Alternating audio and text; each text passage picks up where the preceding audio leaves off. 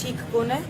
एतिरो मींहुं वसियो आहे त असां कॾहिं ॾिठो ई कोन्हे एतिरो मींहुं। 2011 जी बोर्ड में बि असां हलियासीं, अलाह शुक्र आहे पोइ घणनि सालनि में पीपल्स पार्टी एतिरा रोड ठाहे छॾिया आहिनि त असां माण्हुनि ताईं रसी था सघूं। पहिरीं त ही बि सूरत हाल कोन हुई। अॼु शादिया सॼी जाइ जो दौरो करे वई, अॼु मूंखे हिदायत ॾिनी त आउं अचां खिपरो शहर में बि ॾिसां कीअं पाणी जी निकासी थी सघे थी।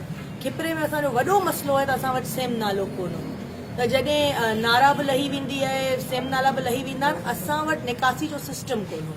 अलाह शुक्र आहे सीएम साहब जी महिरबानी, कल जॾहिं अॼु ॻाल्हायो मीटिंग में त हुननि असांजो सेम नालो वॾो करे छॾियो आहे, मंज़ूरी मिली वई आहे असांखे। त मूंखे उमेद आहे त हाणे फ्यूचर में इहा सूरत हाल कोन थींदी। अच्छा, हंगामी बुनियादनि ते हिन वक़्तु जेके हज़ारे लखे बोर्ड मुतासिर नछड़े तरफ़ भिटनि ते तरसियल आहिनि, आस पास पाणी में भी कुछ माण्हू वेठा आहिनि, परदेदार ॿार नथा निकिरनि, गसबा उन जे लाइ कहिड़ी प्लानिंग आहे? अवां जेका माण्हुनि सां मीटिंगूं थियूं आहिनि, सॼी ज़ुले इंतिज़ामिया सभिनि सां मीटिंगूं थियूं आहिनि। सभिनि जेका असांजे हाणे चूंड थी लोकल गवर्नमेंट वारी, हुते chairman wise chairman district council मेंबरनि सां मीटिंग थियूं आहिनि, काउंसलर सां मीटिंग थियूं आहिनि।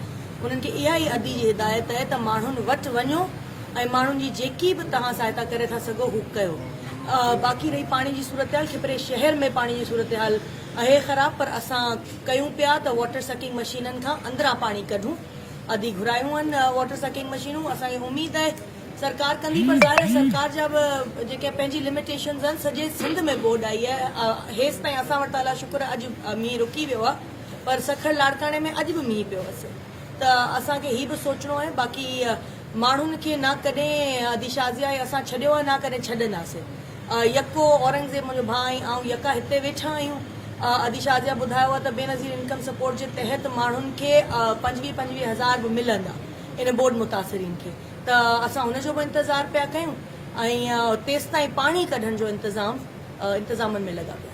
अच्छा, पाणी जी जेका ओवरऑल सूरत हाल या इमदाद में जेके बेकातियूं थियनि थियूं, अॻु में बि माण्हू शिकायतूं इमदाद कोन मिली, हिन वारे कहिड़ो प्लान जोड़ियो वियो आहे? छो त हिकिड़ा माण्हू उहे साॻिया माण्हू अची था वञनि जेके 10 दफ़ा इमदाद वठनि था। जहिड़ी शइ खे तव्हां बेक़ाइदगी चओ था, ऐं बिना सबूत जे बेक़ाइदगी जो इल्ज़ाम कंहिं ते हणा हेसि ताईं मजबूरी असांजी इहा आहे त टेंट असांखे घटि मिलिया आहिनि, राशन त हेसि ताईं शुरू ई कोन थियो।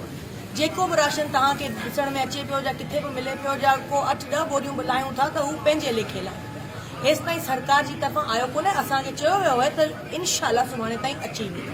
टेंटनि जी जेकी सूरत हाल आहे, असांखे हेसि ताईं टेंट त तव्हां सम्झो त न मिलण मुताबिक़ मिलिया आहिनि। मज़ीद ख़बरनि ऐं तफ़सीलात लाइ विज़िट कयो असांजी वेबसाइट www.awamiNewsHD.com ऐं ॾिसंदा रहो अवामी न्यूज़ HD।